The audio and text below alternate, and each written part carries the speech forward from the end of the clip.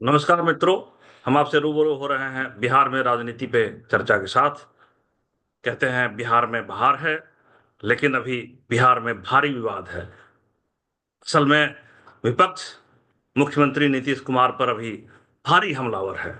विपक्ष के नेता, आरजेडी के विपक्ष के नेता तेजस्वी यादव लगातार मुख्यमंत्री नीतीश कुमार से उनके इस्तीफे की मांग कर रहे हैं। जनगण मन के गायन में एक थोड़े से एरर की वजह से उन्होंने मुख्यमंत्री का इस्तीफा मांगा है।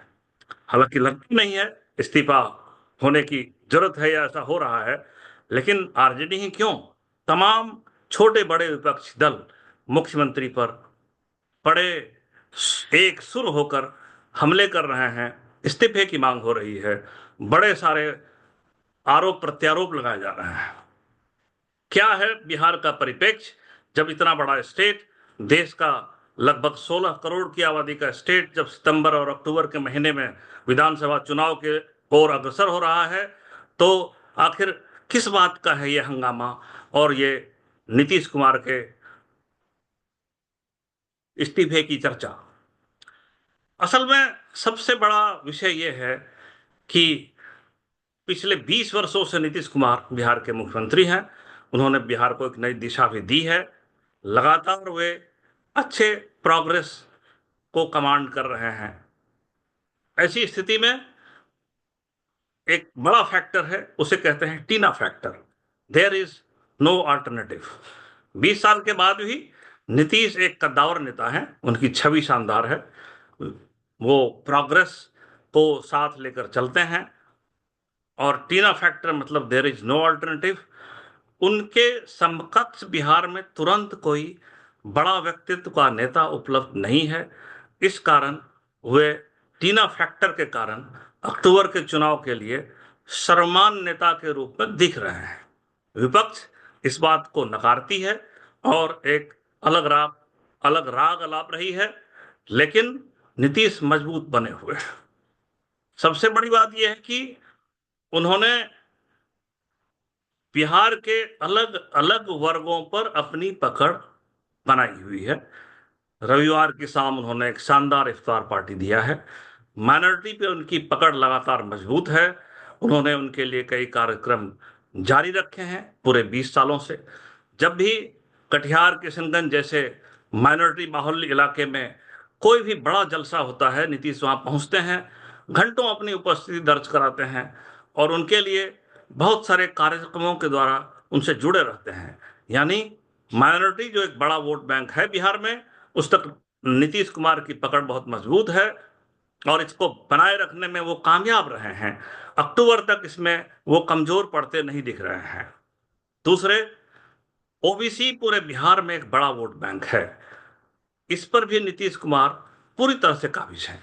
अगर हम कहें कि माई फैक्टर, जिसमें यादव एक बड़ा वोट बैंक है, इस वोट बैंक यानी यादव वोट बैंक को छोड़कर ओबीसी वोट पर नीतीश कुमार की बड़ी मजबूत पकड़ है। ओबीसी के अलावा उन्होंने ईबीसी एक्सट्रीम बैकवर्ड्स पे भी बड़ा ध्यान दिया है। यानी ओबीसी के अलावा ईबीसी वर्ग भी नीतीश कुमार को वोट करता है। एक बड़ा वर्ग ईबीसी है, मजबूती से नीतीश कुमार के साथ खड़ा है। यानी इस दोनों को मिलाकर नीतीश मजबूत बने हुए हैं। नीतीश कुमार ने एक और बड़ा एक्सपेरिमेंट किया है जो दूसरे राजनीतिक पार्टियों के लोग नहीं कर पाए। उन्होंने दलित से महादलित को अलग किया, महादलित आयोग का गठन किया और उसके द्वारा महादलितों तक विशेष योजनाओं को पहुंचाया। यानी महादलित पर भी वो पूरी तरह से काबिज हैं और इस प्रकार उनके वोट का दायरा भी बढ़ा हुआ है। अपर कास्ट भी एकदम से नीतीश को वोट करता है।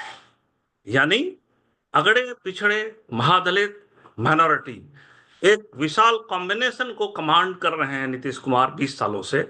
और यही वजह है कि विपक्ष उनके सामने अभी भी मजबूत नजर नहीं आ रहा है। इसके अलावा एक और फैक्टर है, ये मजबूत फैक्टर है, अभी तुरंत वो बहुत इंपॉर्टेंट है। सबसे बड़ा विपक्ष है आरजेडी। आरजेडी अभी तुरंत कमजोर दिख रही है। क्यों कमजोर दिख रही है? क्या उसके पास माय समीकरण नहीं है या उसका वोट घटा है? ऐसा भी नहीं है। माई समीकरण इंटैक्ट है, लेकिन जो देश की बड़ी एजेंसियां हैं, ईडी, सीबीआई, उसका शिकंजा लगातार आरजेडी के शीर्ष नेताओं पर लगातार कसता जा रहा है। चुनाव जो जो नजदीक आ रहा है, त्यों त्यों कोर्ट के द्वारा भी उन्हें लगातार सम्मन किए जा रहे हैं। आरजेडी का शीर्ष नेतृत्व लगातार जो है कोर्ट केसों में फंसा हुआ दिख रहा है। ये चीजें जो जो नजदीक आएगा चुनाव, ये बढ़ भी सकता है। ये एक बड़ा इंपॉर्टेंट तथ्य बन गया है। कम से कम पिछले 2 चुनावों में हमने महाराष्ट्र में विधानसभा चुनाव देखा है, उसके बाद दिल्ली का भी चुनाव हमने देखा है, दिल्ली के पूर्व मुख्यमंत्री अरविंद केजरीवाल, उसके बाद लगभग डिप्टी सीएम रहे मनीष सिसोदिया, इंडस्ट्री मिनिस्टर सत्येंद्र जैन, ये सभी जेल की हवा खाते नजर आ रहे थे। तो इलेक्शन के ठीक पहले जब एजेंसियों का चक्र चल जाता है, तो कहीं ना कहीं नेतृत्व पर असर पड़ता है। इस वजह से मैं मानता हूं कि अभी आरजेडी जरूर थोड़ी कमजोर है, आरजेडी बेहद हमलावर है। अभी तुरंत नीतीश कुमार के इस्तीफे की मांग भी तेजस्वी यादव कर रहे हैं, लेकिन फैक्ट ये है कि चुनाव के ठीक 4-6 महीने पहले आरजेडी थोड़ा वीक है। और उधर जो नीतीश कुमार ने 2005 में एक बड़ा सामाजिक समीकरण खड़ा किया है, उसमें अगड़े भी हैं, महादलित भी हैं, ओबीसी भी है, ईबीसी भी है और माइनॉरिटी भी है। जैसा मैंने कहा कि एक शानदार इफ्तार पार्टी का आयोजन मुख्यमंत्री आवास पर रविवार शाम को हुआ, और वहीं से ये मैसेज चुनाव के ठीक पहले देने की कोशिश की गई कि इस वर्ग में उनकी पकड़ मजबूत है। इससे इधर हटके हम एक और विषय को टच करते हैं कि पिछले 2024 के लोकसभा चुनाव में जब भाजपा को 240 सीटें आई और उन्हें पूर्ण बहुमत में नीतीश कुमार की जरूरत पड़ी, तो नीतीश कुमार ने भाजपा को भरपूर साथ दिया और उन्हें रिटर्न में मिला क्या? बहुत विशालकाय फंड। कम से कम 2 बजट में बिहार को भारी आवंटन प्राप्त हुआ है, और वो धीरे धीरे दिखना शुरू हो रहा है। कहां दिख रहा है? बिहार को पावर प्रोजेक्ट का आवंटन हुआ है। ये बड़ी परियोजना है। बिहार को कई इंडस्ट्रियल जोन बनाने में मदद मिल रही है। फिर 35 में, गया में और इस तरह के कई इंडस्ट्रियल जोन बनेंगे। इसी तरह पटना से मोतिहारी का विशाल हाईवे, शानदार हाईवे, इसी तरह सिलीगुड़ी से लेकर गोरखपुर तक का हाईवे, एक नया हाईवे जो पटना से पूर्णिया तक सैंक्शन हुआ है। ऐसे कई परियोजनाएं हैं जो अब बिहार में तुरंत दिखनी शुरू हो रही है। इसके अलावा बिहार में आईटी प्रोजेक्ट्स अब तक बिल्कुल नहीं है। अभी तुरंत पटना के पास ही आईटी हब बनने का प्लान शुरू हो गया है, और आईटी हब अगर बनेगा तो युवाओं को रोजगार मिल सकेगा। चुनाव से पहले नीतीश कुमार ने ढेरों रोजगार, पुलिस में भर्ती, शिक्षकों की भर्ती का प्रारंभ कर दिया है। यानी समाज के हर तबके तक पहुंचने के लिए नीतीश सक्रिय दिखते हैं। छोटे बड़े एरर कभी भी राजनीति में या सामाजिक जीवन में संभव है, लेकिन बिहार जैसे कॉम्प्लेक्स स्टेट में, यहां जहां विभिन्न जातियों का अलग अलग बंटवारा होता है, उस लाइन पर वोट बैंक बढ़ता रहता है।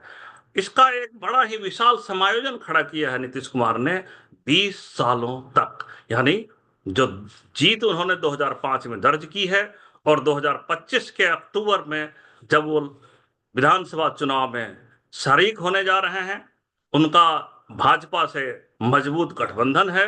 भाजपा के पास भी नीतीश के बराबर का चेहरा न है, न होता दिख रहा है।